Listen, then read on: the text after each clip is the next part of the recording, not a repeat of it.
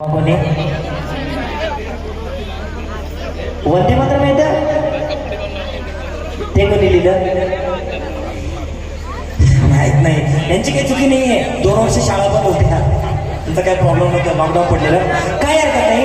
पण मला माहित आहे एखादा मुलगा शाळेमध्ये हुशार असतो, एखादा मुलगा स्पोर्ट्समध्ये हुशार असतो, एखादा मुलगा कलेमध्ये हुशार असतो, एखादा मुलगा वेगवेगळ्या क्षेत्रामध्ये हुशार असतो.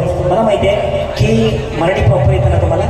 ओके, मी म्हणेन त्याच्या ना पुढचं गाणं म्हणायचं आहे. Okay, simple. तेरी झलक शरफी श्रीवल्ली, पुढे. तेरी झलक शरफी श्रीवल्ली नैना फरकवली. इकडे दुसरं एक मराठी गाणं येतं का तुला? का नाही? झंडू बम कुठला? ठीक आहे, काय हरकत नाही.